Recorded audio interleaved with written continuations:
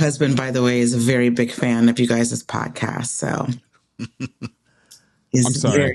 He's very excited. He's very excited that I'm doing this. I mean, I am too, but he's very excited. It might be my favorite discovery as far as like someone says, "Oh, I love the podcast." Like the fact that your husband is the gateway. Oh, because of you guys, and this is unfortunate for him, but very fortunate for me. I had to seek out, purchase, and order Rhinestone so that we could watch it. Yeah, because I was like, wait, who's remember you talking trash tweeting about about that. Rhinestone? That's like one of my favorites from childhood. Great movie. And he was thoroughly pissed, but also he sat through it. So thank you guys for that. Yeah. He didn't like It's Rhinestone? an incredible movie. He was like, what the fuck is this? And I was like, and he also was like, how the fuck do you know all the words and you haven't seen this movie in like 30 years or whatever? I'm like, I don't know. That's the power of Rhinestone. But wiser you created a monster. Exactly.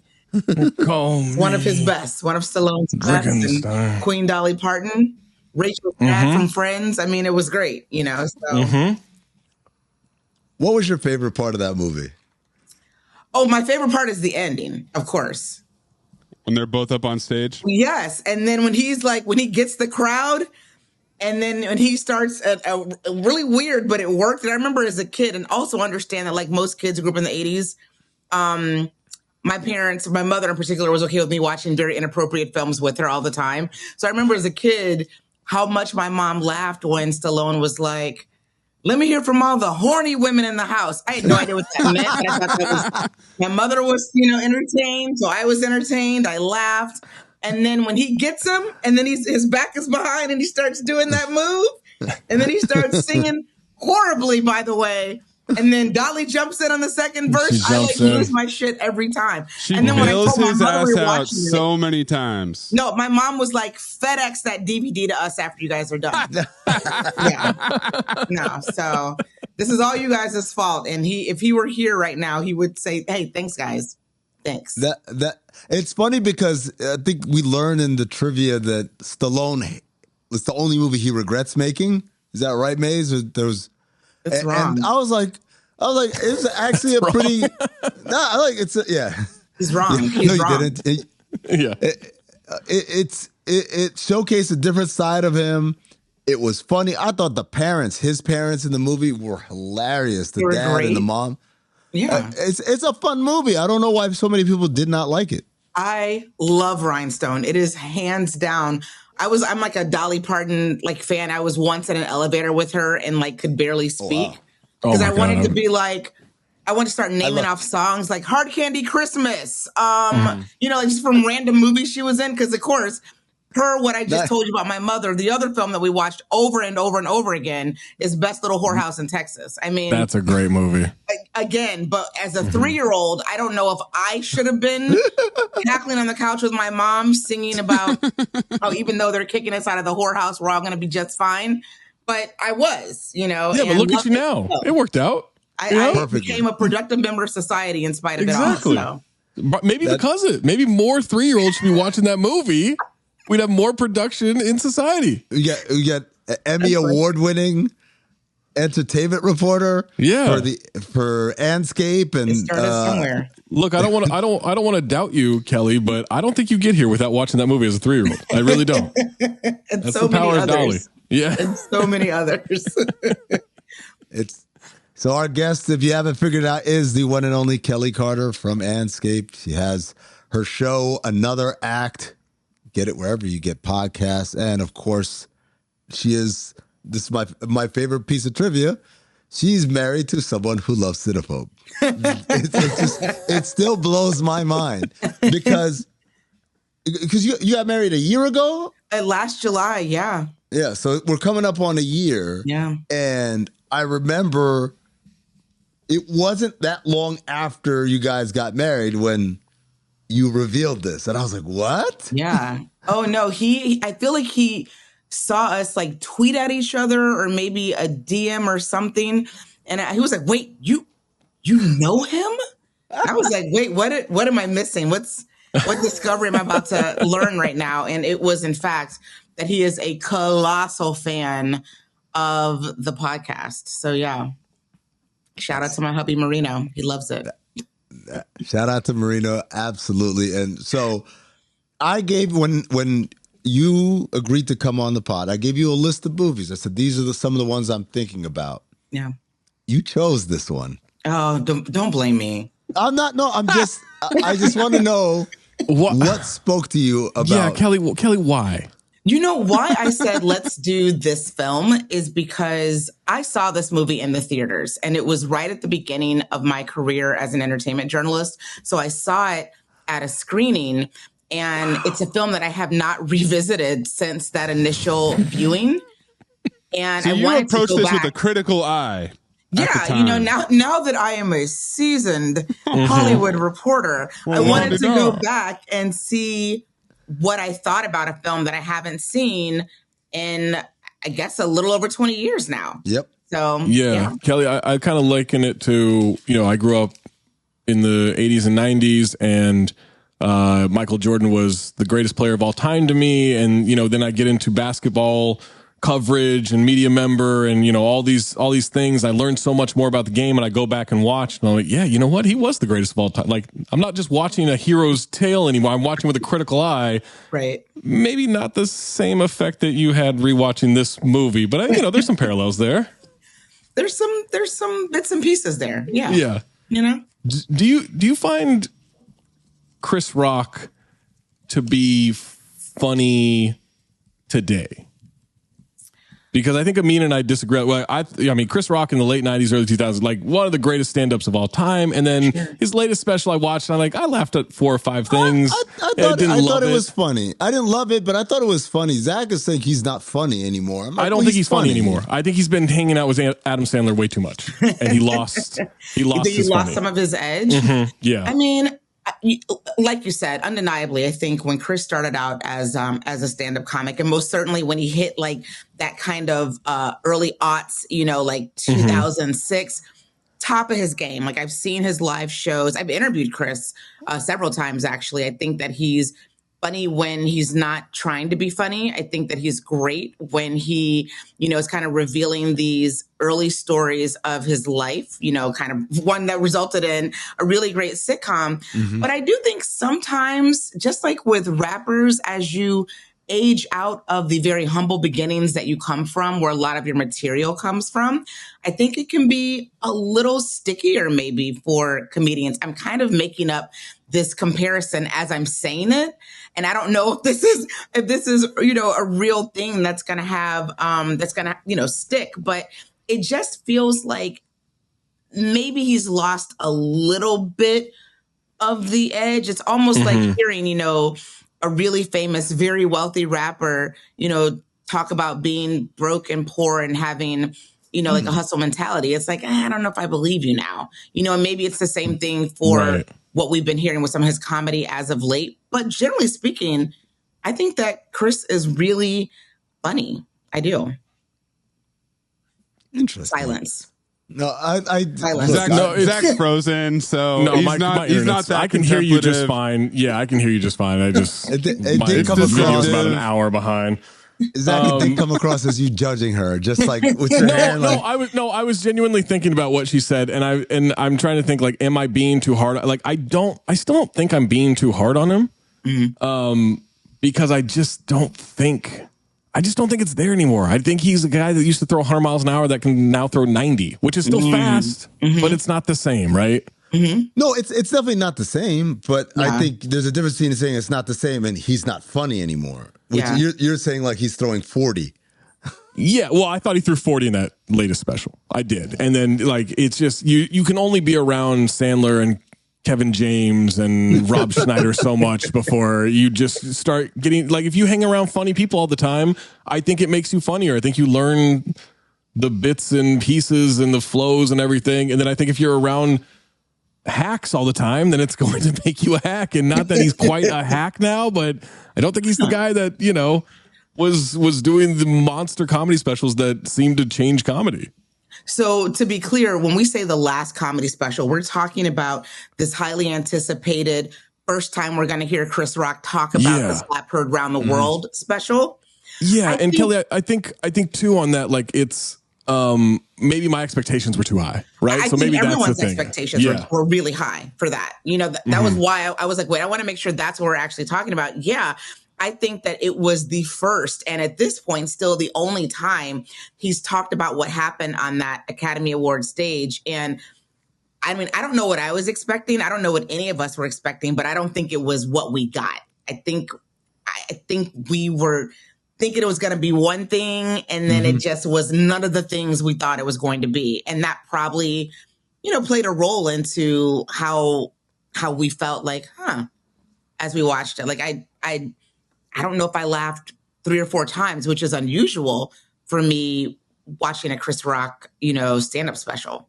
Really? So you didn't? Wow. I didn't laugh, but I'll be honest with you. I was more watching it as a reporter because I knew that I was going to be called to talk about, what Chris Rock said in this special. So I was more watching it through that lens as opposed to someone who was going in there to be entertained. But yeah, no. That was the special that had like a live reaction afterward with and he filmed Kareem. it in Baltimore. Yeah. That's what I was going to say is there was a lot of buildup. It was commercialized. Like not only was there the anticipation of what is he going to say about it, but they were trying to pretty much milk it for everything it was worth. And it did kind of feel like even once he came out and talked about it, he wasn't giving you his real thoughts because he had too long to process it and think about it and come up with what he was going to say. I was just thinking in my head, top 5 I thought was really Chris Rock's peak in terms of movie making. Like that was his best movie that was, written by him. And that was 10 years ago already. Yeah, no, I definitely agree with you. I mean, when top 5, because I saw, I obviously had to see films well in advance in most cases of them coming out. And when I first saw it, I was like, oh, if there's anything that's going to put Chris Rock in a conversation about potentially a best actor role, like this is it. And this is exactly the kind of film that voters love to see an actor like Chris Rock do. Hollywood loves films about itself, especially films that kind of poke fun of themselves. And they love seeing actors, kind of dive into that. And I thought he was also really good, in that film too. So I was a little surprised that it didn't get as much buildup as I think we all thought it was. I remember he did Saturday Night Live too. Like it was just like a big moment. And then it just didn't do critically what I thought it was going to do, because I did think that was a great, great film. Now, what about this performance in Bad Company? And now, let me ask this question, right? That along those lines, Zach. At this point in Chris Rock's career, he's done more than a dozen movies. Stuff as obscure as the rib joint role in I'm Gonna Get You Sucker, all the way to like Lethal Weapon 4, which is blockbuster summer movie, everyone sees it or whatever. Yeah. I thought by 2002 or the turn of the century, it was pretty clear. Chris Rock, funny guy. Chris Rock, terrible actor. Yes. Why did they cast him to be the lead in a spy thriller? Well, I'm going to tell you why. First off, this is a Bruckheimer film. And understand at this point, he's already had colossal success doing exactly this before he gets to this film in 2002. Well, they shot it in like 2000. So before he gets to this film in 2000, he had like the Bad Boys success. Like who knew? Because this is before Will Smith was Will Smith. Right. Who knew that Will Smith and Martin Lawrence, that the Fresh Prince and Marty Marr from Martin were going to get together and make everybody a lot of money and do very well and be very well received. So the formula had been proven, and he'd done it again and again and again, and Hollywood was really loving kind of doing these buddy pictures and oddball like action comedy movies together because Amin Elhassan, Charlotte Wilder. Right. Yeah. Exactly. Like there were so many examples of that doing well. So I understand why they were like, hey, let's get a funny guy that the kids love, like Chris Rock, and pair him with, hey, here's a name I'm going to pull out of my hat. Anthony Hopkins. Let's see what that looks like. I totally understand that. And they couldn't possibly, because that was happening all over. Kelly, they couldn't have possibly assumed that Anthony Hopkins would have mailed with every bit of postage he had this performance in, right? Because this was so good. It was so, I mean, but like also let's be clear here. I think Anthony Hopkins could, read the phone book and I'd be like, oh my God, he's going to be nominated this year, guys. He's going to be nominated. He did it again. He did. Yeah. Oh my God, when he got to the C's, he got to the injury lawyers and I just lost it. Yeah, right. Yeah, Kelly, the comparison I made, which was another Bruckheimer movie, is Enemy of the State, which is Gene Hackman and Will Smith, and pretty much the same dynamic. They have the established, older, white authority figure, and then they bring in and it's the same thing where it's like they're pulling somebody off the street, right? He's not a secret agent. He's not in the CIA, but he's thrust into CIA positions like a fish out of water. So completely. And we've seen this same formula happen, honestly, since the beginning of filmmaking, but specifically, like you said, with this dynamic of like older white guy, young, probably funny Black guy who doesn't really operate in this world, come together and create, for the fans who go and consume these films, movie magic. I love the way you said probably funny. That got me. Well, I mean, because I don't know that. What, say it again? Supposed to be funny. It's supposed to be funny. Funny. I don't know that people necessarily. I mean, I guess when I think about it, I guess people think of Will Smith as like a funny guy because of the comedic timing that he showed us on Fresh Prince. But we don't think of him as a comedian because he's not a comedian. He's an actor who can be funny. But in a lot of those roles that you talked about, like that's what he gave us. Like when did that happen with Will Smith? Was that Ali? When he really, really doubled down and is like, I'm a serious actor now. It was Bad Boys 2. It was absolutely for me. It was Bad Boys 2. It came before then, I think, because remember he did a couple of indie films. The thing is, you don't remember 6 Degrees of Separation. They're indie films. 6 Degrees of Separation. Yeah, he plays a con artist. Yeah, so he started out. Artist. When you do indie, especially after you have proven that you can open a film and you can open a blockbuster, you're doing indie to show people that you have the acting chops. So he knew that he had it. He knew that he had something special there, and that he probably had an uphill battle to prove to Hollywood, like, I'm not just the guy who's going to run with his shirt unbuttoned in slow motion in a film. Y'all are probably going to want to give me a couple of awards at some point. I'm going to show you why right now in this film that 12 people will see. Welcome to Earth.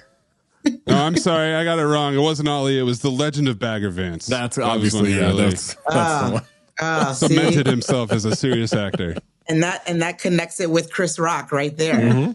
Do you remember his skit on SNL? I mean, listen, we all remember it. So yeah, that's the connection. That's where it all started. Probably. That's why he slapped him. It has nothing to do with her. It has nothing to do with Jada. This is just, she's a shield here. Yeah. I put my heart and soul into Bagger Vance. For you to make a mockery of it. Yeah. All right. So, Kelly, I sent you the list of Cinephobe awards that we give out after every one of these movies. Yeah. We'll start with, was it Louis Pinnock Mays? We start there? Yeah. That's right. The Louis Pinnock Accent Awards. This is for the most ridiculous accent in the movie. So we had a little debate in the episode before, Kelly, and so we're going to need you to weigh in on this. Oh, yeah. Peter Stormare. Okay. Swedish actor. Yeah. Plays Russian in just about every movie ever made or some other Eastern European country. Yeah.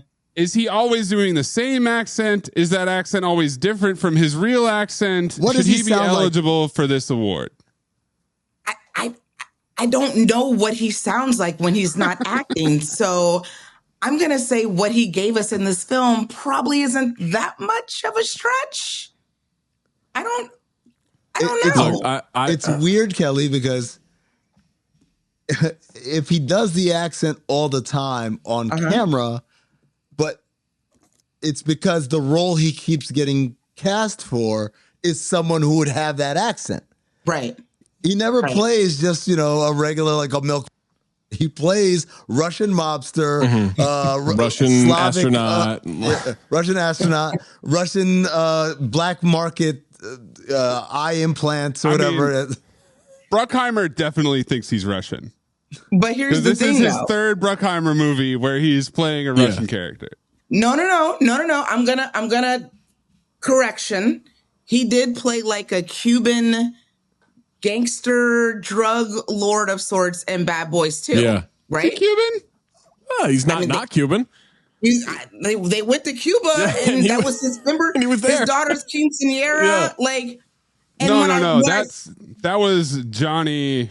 Am I confusing that? That Was Yeah. Juan Tapia. Carlos Johnny Tapia. Wait, is it Johnny Tapia, yeah. Isn't he in Bad Peter Boys Stormare 2? plays Alexei. He plays Oh, Alexei, a you're right. Russian Yeah. who Oh, owns you're a right. club. He's the guy that got Yeah, you're right. Yes. Okay. He got the worst. Okay. So yes. Kelly, I have a little bit of I expertise. stand corrected, guys. I stand It's corrected. okay. Don't worry. We did Bad Boys too. So I was gonna be so smart. You're right. He's always a Russian. You're correct. He is. I have a little bit of expertise that these guys don't. I'm on a 65-day streak on Duolingo of learning Swedish right now. Swedish and Russian are not similar at all. Not similar at all. Well, I feel like 65 days ago, he could have told us this. I would have but- known this 65 days ago. Thank God we did it today.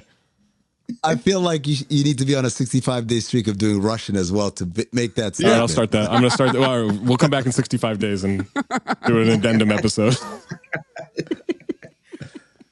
But yeah, I'm torn on him because I think he's doing a less cartoonish Russian accent than he did in Armageddon. I've got a theory here.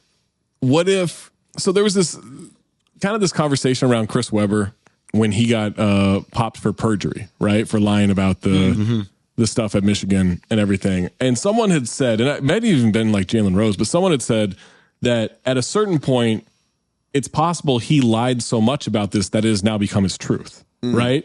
So what if, despite being super Swedish, Peter Stormare has been Russian in movies long enough that he is now considers himself Russian?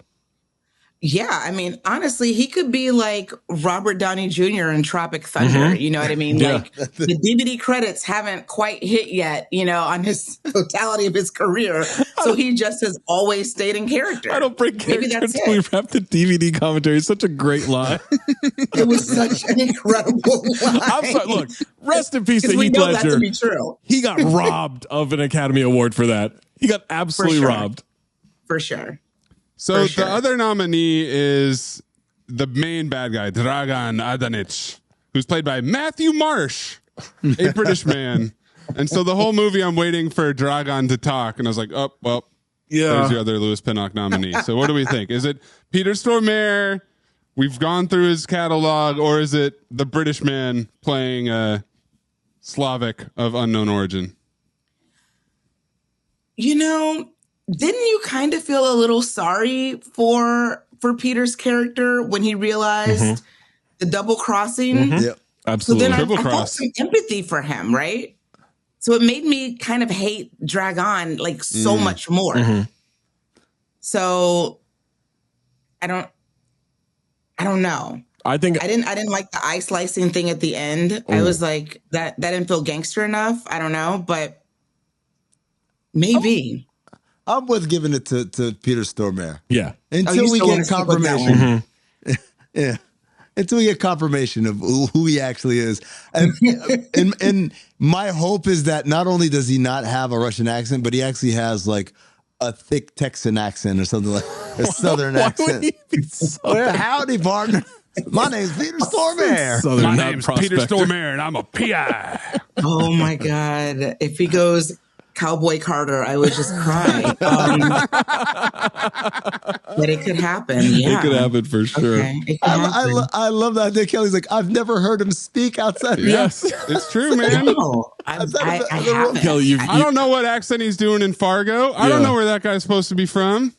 Kelly, you got to find, I mean, his next movie, you got to be on that press junket, and I gotta do a sit down with him. Yeah, just to be like, tell me what your real speaking voice is like, sir. What if he just starts switching? What if he does British and then Russian and then like a Asian accent, Australian accent, like all this stuff, and he's just got your head spinning at that point. That's what I expect. Then I'm going to come back on this show and demand that he be considered for an Academy Award. Yeah. You know what I mean? Like a retroactive Academy Award. I'm going to demand that happen. Lifetime achievement for fooling everybody.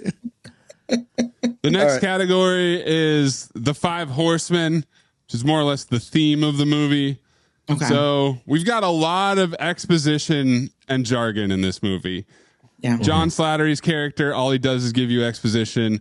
Shea Whigham's character, all he does is give you jargon, especially when he's in his little nerd headquarters at the end of the movie and they celebrate. We've got Cobra formula. So Kelley, this might be a tough explanation here, but Cobra formula is when you say something sort of vague, prompting your scene partner to ask you a question, and then you punch it home with the punchline. So in this movie, the example is they're about to execute Rock, and he says, "Did you use the password?" Password? Yeah. Hey, I don't speak terrorist. There's your Cobra formula right there as your punchline. So there's quite a bit of it in this movie. There's a couple other themes referenced. They make so many references to other things. Yeah. James Bond and Shaq. Wu-Tang, yeah. And then one more I had in there, which was banter. There's a lot of banter that goes on. Something serious is said, and Rock comes back. A lot of Chris Rock one-liners too. Yeah, I don't know if that's banter or if it's one-liners. Yeah, clearly they were like, just let Chris cook, and just see what he does. Yeah. So let me ask you this: for the Horsemen, ramen. That's what he did when he cooked. He just couldn't even get the. For the Horseman Award, are we also looking for like the message of the film, like that kind of constant recurring theme? I mean, message can be the Horseman. Yeah, message, like if they're just like, because that's how I interpreted that particular award. And for me, the message was, hey, guess what, guys? You don't have to have an Ivy League education to be good. The school of the streets can also serve you very well, even in a terrorist situation. And I felt like that just kept coming up, even from the beginning when they were training him how to, respond in hostage situations or whatever. He kind of outperformed, what their expectations were of him. And it was like, of course, because I'm a hustler. So that was like what I was getting from that, right? And then even at the very end, which P.S., first off, in order to even watch this movie, you have to suspend reality beyond every realm of reality you've ever suspended before. But by the time you get to the end, I don't know how I was supposed to make the connection that he's great at remembering where seats and rows are for Knicks tickets. And the mnemonic devices. Kelley. Remember the codes to stop the bomb from going off. Look, I was like, this is what we're supposed to walk. Like he didn't have to go to Princeton to get that. Kelley, you have to be a Dartmouth. What you that forget was an incredible here, late push by Chess. Yes, to get in the horse mix. But Kelley, what you forget, okay, and granted, like obviously your bona fides are unimpeachable, but this is your first time on this show, right? So there is a little bit of what you forget is you have to take yourself back to about an hour and 40 minutes previously in the movie. You got to picture him in a park. He's playing speed chess. He's got a backwards Kangol on. He's working that Nokia. He's selling tickets. He's playing chess. Like that's where his mind is. That's where he's at his most comfortable. And so if he can turn anything into chess, yes, nuclear codes, Queen to Bishop 3. Like, why wouldn't that be the thing you think of? And it was just like the way he was delivering. He was like, row 14, seat 34. Why can't you just 14, remember 14? Like, what? What is this? I can't think of numbers unless it's tickets at the Garden. So 1434, I don't know. Oh, row 13, seat 34. What the fuck? It was so crazy. It was so crazy to me. I'm like, who? I mean, we know, but I'm like, who wrote this and why? Like, why was this the big ending? Yep. This is wild to me. Wild. Yeah. Because if I find myself in that same situation, other than remembering that it's a number. Anthony Hopkins, like, start praying. Yeah. And I'm sorry. You better start snipping some wires here because this shit ain't happening. I don't yet. remember anything. I literally had a knife to my eye. Yeah. My girlfriend was sequestered some way, and they were somewhere, and they were going to kill her. Yeah. I don't remember any codes that went. I was just trying to survive in the moment. 9 days so ago, I'm sorry, guys. 9 days ago, I was trying to get Lion King tickets for somebody. Like this isn't. Can't. Yeah, I mean, I also had Twins and Triple Cross, but I like Street Smarts. I like think Street that might Smarts. be Yeah, that's a good one. the Horsemen of the movie. Yeah. Street Excellent. Smarts. Lock it in. Who needs the Ivy League or a Harvard hat when you got hustling, playing chess on a cell phone, selling tickets? Yeah, that's all you need in life. All right, now this is what we're all here for. Okay, this is the Michael Biehn Memorial Ass-On Award. This is the worst actor in the movie, Kelly.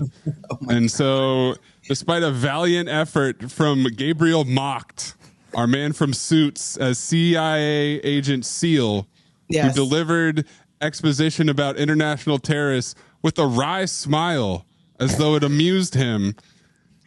It's Chris Rock as Kevin Pope, as Jake Hayes, as Michael Turner, as all three at the same time. I mean, it's got to be, right? He's got to be the worst actor, right, Kelly? I'll be honest with you, Kelly. For me, the race was between Chris Rock playing the different characters. I felt like him playing Kevin Pope was a lot worse than him playing Jake Hayes playing Kevin Pope. But what about him playing? What about Michael Turner, though? The antique dealer. When his neighbor came over and was like, I felt like he was on the spot. He was able to juggle it a little bit and just kind of stay in character. Literally. You know how hard it is to play 3 different people in one movie? We saw it. His eyes crossed. Yeah, it seemed hard enough for him to play one of them. Shade. Kelly, He squinted as all 4. I've suggested that he is the worst actor we've ever had. And like his competition. Wait, who said that? I did. No. That he's the worst we've ever had. Michael Biehn is pretty bad. Michael Biehn and Emilio Estevez are all time bad. But Chris Rock couldn't, he's squinting to be dead. He's squinting his eyes as hard as he can as a dead man. Not pretending to be dead as a character. His character was dead. I mean, I don't know, because this is why I want to defend Chris Rock. I feel like the thing that I loved about Chris in this movie is that even when he's not supposed to, especially when he's not supposed to, he gives us all of these vintage Chris Rock characters or Chris Rock moments. Like there's a point early in the movie where he goes full Pookie from New Jack City. Yeah. And I was like, yes, Chris. When he rolls the blunt. Do you see what I'm saying? Is that what and he's then there doing? was another point where he was like from Pootie Tang. Like he just kind of gives you, and then my favorite moment is towards the end. It was towards the right before you get to the top of the third act. He looks directly at the camera. Yep. And I was like, that's what Chris does. But that's not. And I was really glad that they let him do that. I mean, I honestly feel like they were like, let Chris cook and let's see what happens. But if you can't get water to boil, cooking's not a good idea. Like that's the thing is you got to connect the gas line to be able to cook. It wasn't a comedic addition to break the fourth wall. It was just bad acting. Like Emilio Estevez. Latte pronto. Yeah. But see, that's, you look at it like that. I looked at it like he was giving us CB4. Like he did that in CB4 and it was so memorable. No, I wish we'd watched CB4.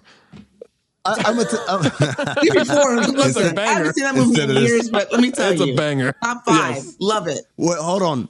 As a side note, CB4 or Fear of a Black Hat? If you had to pick one. CB4. Really? I love CB4. Fear of a Black Hat. I honestly, I'm embarrassed to tell you how many times I went to the movie theater. Wow. Paid my money to see. I was a teenage girl who thought Alan Payne was attractive. Of course. And wanted to see him shirtless again. And that's just what that was. How could you not? But I love the movie though. I thought it was the first time I think that the hip hop generation had seen like a mockumentary, essentially about the culture. And I just thought it was like so fun. The soundtrack was great. And there was a nice like social message to it. I mean, and is there a lot of stupidity in it? Yes. The big ass biscuits, you know what I mean? There's a lot of foolishness in it. I'm black, y'all. I'm black, y'all. I'm black, I'm and black, I'm black, and y'all. I'm black, y'all. You know, I mean, there's some fun there. CB4 all the way. Mm-hmm. Gang, gang. So to me, it comes down to Chris Rock in the beginning as Kevin Pope Yes. before he gets killed. Right. Yes. You said it. It's the second he's watching Peter Stormare play chess in the opening scene. That's the first look. It's really bad. And when he's squinting his eyes to be dead. But he gets competition from Chris Rock as Jake Hayes, as Kevin Pope, as Michael Turner when he's meeting Stormare and trying to explain where he's been. And it's like before they make the drop for the first time, but they're at that weird little like park in the middle of a lake. The meeting before the meeting. Yeah. The meeting to have a meeting. The meeting where they set up the next meeting. Where they get frisked and everything like that. Those are the two parts that it is to me because he's fine as Jake. I didn't have an issue with that. Is it that we just don't like his twin brother? Maybe that guy's not likable. I'm willing to agree that he's not likable, idea. But maybe he's just like Garcelle said he was distant, you know? Yeah. Intimacy issues. Wasn't fully present in the relationship. Mm-hmm. Maybe we just don't like Kevin. Kevin doesn't like hip hop. Interesting. Come on now. You have a choice between, a Tribe Called Quest and whatever classical song he was playing. You're going to go with the guy playing Tribe just seems like a more approachable, friendly, fun guy. Plus, he can get you tickets to whatever you want to see. Well, his brother can, yeah. And remember probably a good price, Yeah. That's interesting. Okay. It sounds like we're going Chris Rock as Kevin Pope, right? Like Chris Rock as Kevin Pope. I'll give you that. I'll give you that Chris one. Rock. But mostly because we don't like Kevin. I do have a question though, Kelley. So he's on the date with Garcelle. He's trying to resist his temptation because he loves Kerry Washington, and it's all going okay. Garcelle's thinking that he's just playing hard to get, but then she kisses him and she knows immediately. Oh yeah, that he's not Kevin. How did she know? I wish I knew because I don't know. Sometimes maybe my husband has a secret twin out there, and I would like to. Mm-hmm. You gotta test it out. Yeah, you gotta know. I feel like that's a skill you should. You should. I don't know, but what I do know is that I said earlier that you have to really suspend reality in order to even kind of consume this film in the first place. Her scenes in particular, you really have to, suspend reality because she's a reporter at CNN covering politics and world politics. Yeah. And then she discovers, P.S., that her boyfriend was not an antique dealer. He was in the CIA, had a twin brother who now is about to stop the world from exploding or America from exploding. And her instinct was to leave. Girl, that sounds like an exclusive for CNN. Also, you must not want to get that contract renewed. Like, what are you doing, Kelley? You also have to suspend. This is the story of your life. You also have to suspend. Zach, this is the part where Kelley pulls out her Emmy and just slams it on the table. Like, you want one of these? No journalistic integrity. Kelley, you also have to suspend it because they let her walk away. Like we talked, as Amin said earlier, the CIA let her leave. They would have killed her. Because 7 minutes after she left, she's like, "Hi, Anderson. I'm now live." Yes. Yeah. Hey, Wolf, you won't believe this shit. From a hospital. I mean, this is going to get me out of CNN Europe and get me to the CNN America big leagues where I belong. I'm ready to come back to Atlanta now, I was so confused by that. I'm like, she's going to get a situation no one has room out ever of met this. a journalist who wrote this. What? Yeah. No. This is a career-breaking exclusive. You just almost were killed falling down a laundry chute. We were shot at her. And an aging CIA agent just killed somebody and saved you, and then the body falls on you. And you're like, I'm going to leave because it's not my boyfriend and I knew he was lying to me the whole time. To be fair. Girl, get your life. To be fair. Call your agent and say, I've got a really big story. Should I take it to, what's my contract? We're launching my Substack. To be fair, though, we don't get that amazing comedic line of, I'm going back to the Balkans where it's safe if she makes another choice, right? You have to get that line in there. Because that changed comedy. Where it's cliche for a reason. Yeah. It's awful, right? I mean, I had a dumb theory about the kiss where I thought like, oh, well, what if Jake is like missing a back molar or some kind of tooth and that's where she noticed it? Because they clearly had different dental plans. He was adopted by a family that could send him to an Ivy League school. He's getting braces at like... Or it could have been, you know, they talk about the scar from surgery. He could have taken his shirt off and then she wouldn't have, there's an easy way to get there. But no, it was the kiss. He slipped too much tongue and that was a dead giveaway right there. You don't normally kiss me like that. Right. No. You normally put Carmex on before. Like I don't know what it was. I don't know what it was. The Carl Weathers Memorial Ass Off Award for Best Actor in the movie. So Anthony Hopkins, we talked about it. He mailed it in. He's still Anthony Hopkins, Sir Anthony Hopkins. Yeah. Do you know his character's full name, Kelley? I don't, but I'm so nervous because Kelley watched the movie twice, by the way. Yeah. I definitely watched it twice. Respect. And let me tell you why I'm nervous about you delivering what his name was in the film. Because I listened to another podcast of you guys's for another beloved film that I loved as a child, and it blew my mind that I had not made that correlation. I hadn't watched the film in like 30 years, but it was The Toy. It was Eric's real name or his full name that they called him, and I completely missed it. So that's the context that I just wanted to give you that preface because I'm nervous about what his character's name was. That's a good instinct to have, Kelley. That's a good instinct. Yeah. Yeah, go listen to the Toy episode to get that joke a million times. Go back and listen. I'm not saying it. Go back and listen. Anthony Hopkins plays CIA agent Gaylord Oakes. Oh, wow. Okay. Never mentioned at no point. At no point. Yeah. But Anthony Hopkins is the kind of actor that needed to know his character's full name in order to really go there. Yeah. You know? And that's Schumacher going, I don't know, Gaylord Oakes. Like, it's fun. Like, just let's shoot this. Let's get it over with. So he's in, even though he mailed it in, we got Peter Stormare, the aforementioned, chewing up scenery as the Russian ex-colonel broker of the suitcase nuke. We have the white lady, Karen, at the club, who really enjoyed when Chris Rock played All Out of Love. Yeah. And then we have Anthony Hopkins' toothpick. Yes.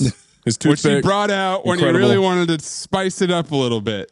Oh my God. Do you have any other nominees for good acting? I would also add John Slattery.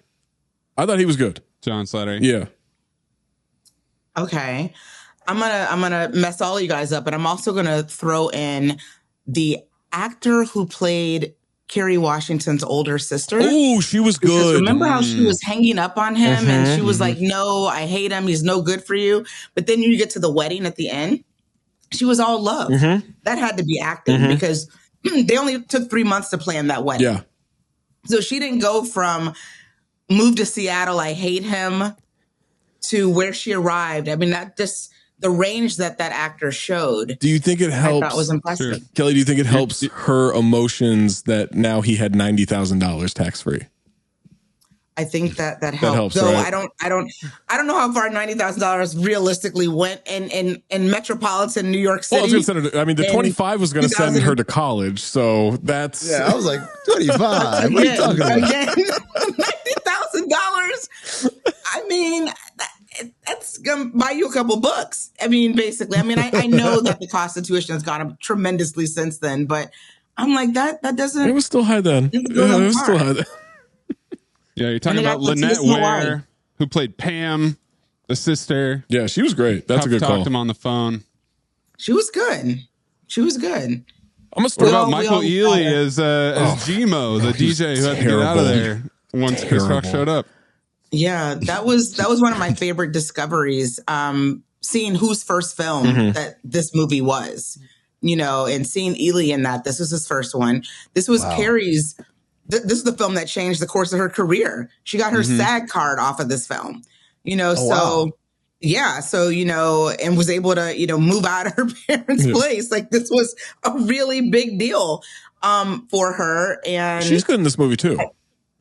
Maybe not that she was good. She's good in this movie too. She was great in this movie. I thought for someone who was really a newbie actor to come in and be alongside, at this point, Chris Rock is very famous, and work, with Anthony Hopkins and everyone that she worked with. I mean, she held her own and then some. I thought she was great.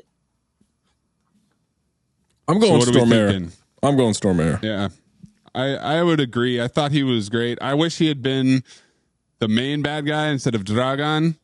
Yeah. Instead of a foil, like a fake out. But I did think he was doing well. I'll go along with it, but that toothpick, I don't think you guys are giving it enough justice. I was going to say, I'm alone with Anthony Hopkins. He's the best actor, but he's not in this movie. It's a lifetime achievement award type situation. This is like his lowest season. We're not going to still give him MVP. You're thinking you're watching the movie Fracture or something. Like it's not there. Like Father. Kelley, my favorite part is when they're at the diner and Chris Rock asks him, "What did you tell Kevin's parents?" Yeah. And Anthony Hopkins is just silent and he's not making eye contact. And I said, it's incredible because he is simultaneously acting his ass off and also clearly cashing checks. He's you can see him do the math in his head. It's like, okay, carry the zero here. But you know what? He also, to me, in that same scene, he didn't go as ridiculous as we've seen other actors who have found themselves in similar films go when you have these racial dynamics. Chris Rock is like, you would have been better just telling me, get in the car, bitch. And then he does it twice in the film. Yes. Get in the car, bitch. Bitch. Yeah, we're not done. We're not done with Tony Hopkins because that will be coming up in the next category. Yo, it's there. I do want to ask you a question here about the power dynamics at the CIA. So we've got John Slattery, 25 years younger than Anthony Hopkins. Yeah. There's clearly a lot of tension and history there. Tony Hopkins must have been disgraced at some point. He must have been on a higher track. Or maybe he just likes being in the field. He doesn't want to be in management. He likes being in the action. Yeah. That's what I was thinking. Okay. And also that he was a good infield guy. I mean, all right. I'm ascribing some backstory here, some tension, some previous power jockeying, but you guys are just like, no, he likes the job. Well, I don't think he likes Slattery, right? I think there's clearly a conflict of personalities there. And then, like Kelley said, like Amin said, I think he's just good in the field. Like the moment where they're chasing the van and he's like, nah, fuck this. Like we're flipping around, going back to the hospital, the abandoned hospital. Like that's Slattery's not doing that. He was so focused on he's the dog chasing the tennis ball, right? He's pencil pusher. What's the protocol say? Right, shut up, nerd. Like a dog chasing cars. All right, Golden Dumpster nominees. The Golden Dumpster is the most memorable moment of the movie, your favorite moment of the movie. We got Chris Rock playing chess for the white guy. So why don't you give me $20 right now and we'll save 20 minutes. Then we've got him negotiating with Tony Hopkins. Throw out a number. $1 billion. You've overshot. Great answer. And that whole haggling there. When Tony Hopkins hears hip hop for the first time and doesn't really think too highly of it. This is terrible. He doesn't know what it is. He has no clue. He doesn't know what it is. They tell him what it is. He's like, this is terrible. This is my winner. I'm just coming out right in front and saying it. Tony Hopkins saying bitch. I love it. That is my golden dumpster. That is what I will remember for this movie going forward. I also have Rock bullshitting his way through nuclear bomb jargon with hip hop and basketball terminology. Yeah. And this one's tough. When they drag and drop $19 million into a different bank account, he literally clicks it, drags it How do you transfer money? across the screen to a different window and then drops it. You clearly That's weren't the around height in of 2002 when they were dragging 2000 technology, transfers. man. Yeah. If that's not how you make 19 million, I don't Honestly, know. I wish Zell would do it this way. It's so much more intuitive. Yeah. I had a couple notes about this. I mean, for me, one of the most memorable scenes is actually at the end when Chris Rock is giving it to John Slattery. And he gives what, to me, was like the dumbest speech in the world. All of a sudden, he just became a fourth character, I guess. But then the speech ends with him saying, now back up before you get smacked up. And I will never forget that. So to me, that was my memorable scene because there you go. No, I said, what? Now, do we just think transpired? Chris ad-libbed that, or do we think a white Absolutely person wrote that Absolutely and said not. stick to the script? 1,000%. That was words on a piece of paper. Why wouldn't he rewrite that though? I just want to get it. I want to get it crystal clear. Act right before you get smacked right. That's Yes. right. Act right before you get smacked right. Yeah. Beat your ass so bad, only guy in heaven with a wheelchair. It's like there was so much in that speech. There was so much in the speech. And then, so much. and then Dave Chappelle came in and said, "Zip it up and zip it out." And Zip it out. Zip it out. I've got a couple more nominees, different scenes for you. The aforementioned white girl at the club when Air Supply comes on. Chris trying to learn Czech when they're watching him via the closed circuit camera. And he's, yeah. Let's see. May I ask how much you paid for this? $150,000. Good Lord, what are you going to put in it? Cocaine? can I offer up the horrible line? CIA, what does that stand for? Crackers in my ass? No. Oh yeah. There's a lot of lines like that are just. There were lots of lines. I also wrote down my memorable scene. I know we talked about it earlier. Was when Garcelle leaves and says, I'm going back to the Balkans. The Balkans. Where I'm safe. And I wrote in all caps, "You are leaving? Why?" Maybe that was just the journalist to me. I don't know, but I wrote that down as one of my memorable scenes too. Kelly, you clearly have never ended up working for CNN Europe. It's not the best of the best over there. No. Only domestic. Yeah. Only domestic. So yeah. My winner is when he gets kidnapped and he starts to recite the reason why he knew who did it was because. So I knew Swanson because I felt her tits in my back. I knew it's Carew because his breath smells like shit. And I knew it was whatever. Because I got his wallet. Why does a married man have a condom? No, that was a great scene. That gets to the street smarts. That was also when they were like, okay. Yeah. He's not quite the idiot that maybe we thought he was. That's my scene. I like that scene. My golden dumpster did not win ass off, but much like in the movie Assassin, Sly Stallone putting on glasses to one-hand type on a computer, it's the toothpick of Sir Tony Hopps. That toothpick carries him through a lot of scenes, and that is just going to be my everlasting moment from this movie is that toothpick with Tony Hopkins. My favorite toothpick in a movie ever is in I Love You, Man, when Jon Favreau meets Paul Rudd at the restaurant, and he literally unfolds it from his lip. He's keeping it inside his mouth hidden, and he moves it out with his tongue. And I was like, whoa, I watched that scene 5 times wondering where the toothpick came from. Here we have a similar situation where we have one shot of Tony Hopkins, and then we cut to the terrorist that jumps off the building, and we cut back to Tony Hopkins, and he has the toothpick. Yeah. Where'd it come from? We don't know. They shot half that scene and then they went to lunch and he got it from craft services and then came back and there's no continuity there. Oh my God. Okay. Toothpicks in movies are good. I dig. I was trying to think about what film, but it was definitely a Samuel L. Jackson toothpick scene that I know is a meme but I'm like, what? It was a movie with Christina Ricci. Oh, Black Snake Moan? Black Snake Moan. Remember that's that famous toothpick? Yeah, that's another good toothpick scene. So For a second, I was going to say Jurassic Park, but that was a cigarette. That's a cigarette, yeah. That's a top 5 cigarette scene though. Yeah. All right, well, that's everybody. Well, Amin, you picked it, motherfucker. Phobe or file?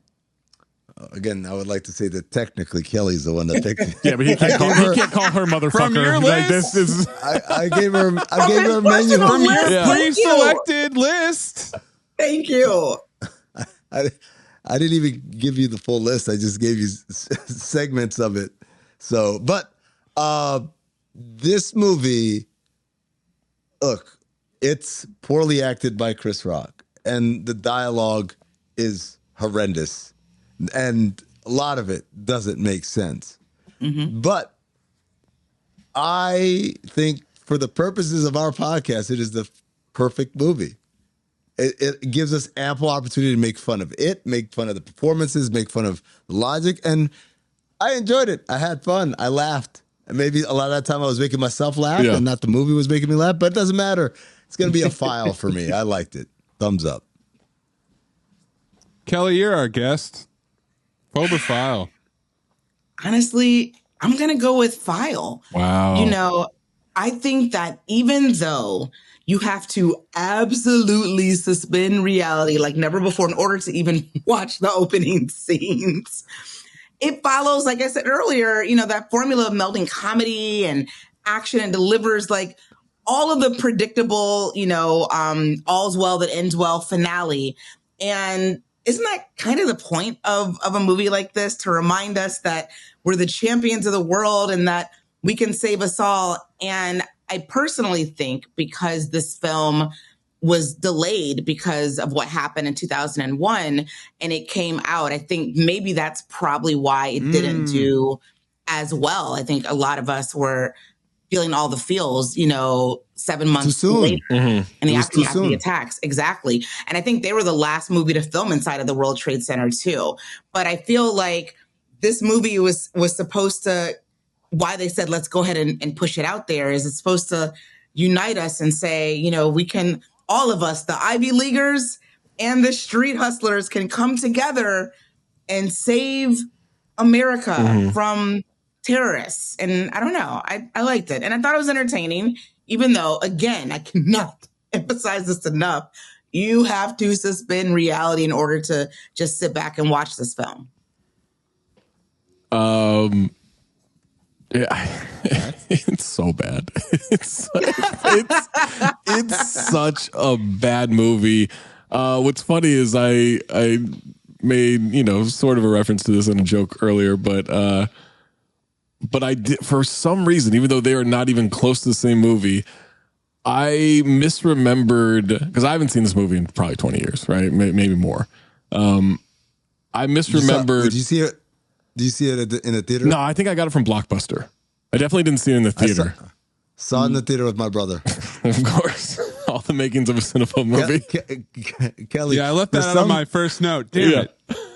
Kelly, for some reason, many of the movies we've done on Cinephobe, especially they came out between like 2002 to 2006, I saw in the theater with my brother, including The Adventures of Pluto Nash. We saw that opening weekend. Oh, did you? Yeah. Well, there's a thing. Yeah. It's not for some reason, Kelley. It's because he likes some reason bad we have this movies. That's why podcast. we're all here. And you know, the thing though, there's nothing wrong with liking a bad movie. My best friend and I used to have what we called Bad Black Cinema Night. And we would go to Blockbuster, and Jamel, we'd go to Blockbuster, and in order to qualify, it had to have like at least 2 rappers in it. And like if somebody like Rapping Forte was in it, we would be like, yes, we're watching this. We watched like baller blocking, like literally, or anything that Master P did. Yeah. You know what I mean? Like I got the hookup. You know, we watched a film that starred like Wanye Morris, and I was like, I'm in here. Wanye? All the boys Highly recommend. Highly recommend. Oh my God, you gotta do that's it. my night. You gotta do it. So I share your love of watching a movie that stuffy critics like myself aren't touting. You know, sometimes you just have to have fun when you watch a film and like kick back, right? For some reason in my head, I was misremembering the performance of Anthony Hopkins in Fracture with the performance in this one, because I was like, oh yeah, I remember he was really good in this, and they're not even close to the same movie. Like one is about like the murder of a wife in a home or something, and like this is international terrorism. So as I'm watching this, I'm like, oh no, I definitely do not remember the same performance. And it's so poorly written. It's so poorly acted. The good actor in it won't try at fucking all. Like just Anthony Hopkins will not try at all. The story doesn't make sense. Like you said, you have to suspend so many levels of belief. And yet I think it took it became so bad that I'm like, I gotta fucking watch this again. Like, I gotta watch it. Like, I will watch it if it's on because it's so bad. Like Amin, I think I just started making myself laugh with just every dumb turn and every dumb scene in it to where I was wildly entertained. It's 35 minutes too long. Like, it's way too long. But, I'm in. It's a file, and I would not have thought this halfway through the movie. But once we get to... literally everything with disarming this bomb, the chess. I was so mad at this. I was like, this has become so bad that I find it good. It's a file. Kelley, by the way, was the movie Uninvited Guest? Yes. With Mekhi Phifer? I was gonna say, name off who else was in that movie. It's like the wildest cast. Mekhi Phifer, Mari Morrow, I don't know who that is. Mel Jackson. Yeah. Melinda Williams. Yeah. Kim Fields was in it for like 2 Kim seconds. I love Kim Fields. Yeah. Yeah. Okay. Kelly just booked her return trip to Cinephobe. Listen, guys, I 4 would critics reviews, 3 negative. That's all we need. I haven't seen it in so long. I would come back and do Uninvited I'm just Guest. excited for Wanya Morris. Oh my God. He was my favorite Boyz II Man. I can't wait to see what your thoughts are on his acting acumen. Yeah. I bet it's Excited great. for you. Kelly, I forgive you for doing this. You haven't been through 222 years of hellacious movies like What does that mean? my other 2 co-hosts. I refuse to be part of y'all's bad company. What? Love me. What? Get me out of here, man. Dude, it's Wow. so bad that it's Absolutely entertaining. not. Never. Wow. It's a cinephobe movie. It's so bad that you can't help but laugh and enjoy it. Yeah, it's a cinephobe. Yeah. No. You guys no. both just mailed in your picks here. What Get are you your talking toothpicks out. about? We Roll the can credits. We're done. fire up. I'm all out of love. The Jagged Edge edition. though. The Jagged That's Edge- fine. Jagged That Edge song version. is a banger. Yeah, they Holy ended on a shit. banger. And then they Oh go my right God. back to breathe in, breathe out. Why? super Why did abruptly. breathe in, breathe out come back? There was no transition needed there. Let it go. That's what Zach. That's what happens when one DJ leaves and the other Oh, one that's just right. walks Yeah. right in. Michael Ealy was now on shift. Yeah, because Jake Hayes had to go on his honeymoon. Wait, if you guys are talking about the music, because this is how invested I was into watching this film for you guys.